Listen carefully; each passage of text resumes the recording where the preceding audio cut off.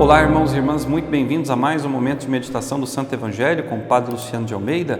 Hoje, terça-feira, dia 25 de outubro, dia de Santo Antônio de Santana Galvão, o nosso querido e amado Frei Galvão, o primeiro brasileiro a ser elevado às honras dos altares, canonizado pelo Papa Bento XVI em 2007. Eu tive a graça, meus irmãos e irmãs, de estar lá no Campo de Marte, em São Paulo, participando da celebração de canonização de Frei Galvão.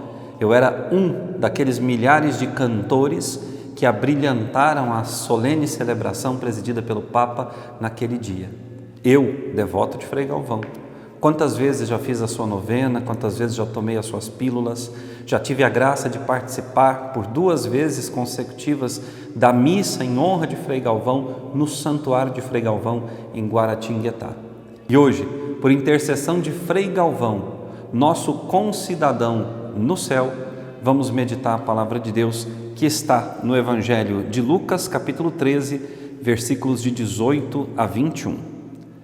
Naquele tempo, Jesus dizia: "A que é semelhante o reino de Deus e com que poderei compará-lo? Ele é como a semente de mostarda que um homem pega e atira no seu jardim. A semente cresce, torna-se uma grande árvore e as aves do céu fazem ninhos nos seus ramos." Jesus disse ainda: "Com que poderei ainda comparar o reino de Deus? Ele é como o fermento que uma mulher pega e mistura com 3 porções de farinha até que tudo fique fermentado." Palavra da salvação, glória a vós, Senhor. Vejam, meus irmãos e irmãs, nesse dia tão festivo e solene para nós brasileiros, dia em que, como eu dizia no início, celebramos a memória de Frei Galvão, esse homem, esse franciscano, sacerdote, que tanto bem fez ao nosso povo brasileiro, de modo muito particular ali na cidade de São Paulo, nessas regiões todas onde ele passou. Esse homem é de fato uma semente do Evangelho.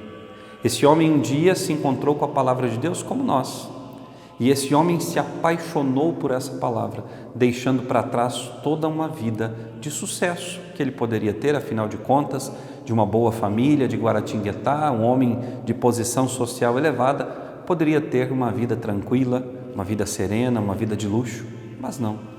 Preferiu a simplicidade do hábito franciscano, preferiu a simplicidade do Evangelho. Eu e você, que conhecemos a palavra de Deus, eu e você que somos batizados, nós que fizemos a nossa experiência real com o amor de Deus, nós escolhemos a simplicidade do Evangelho ou a pompa das nossas muitas virtudes e qualidades, do conhecimento adquirido? O que nós escolhemos para a nossa vida? Ora, quando nós nos tornamos esse terreno que o Senhor vai preparando com a sua palavra, com a sua correção fraterna, que o Senhor vai cultivando, quando nós deixamos que Deus faça isso conosco, nós permitimos que Deus lance a sua palavra no nosso coração e essa palavra cresce, transforma a nossa vida.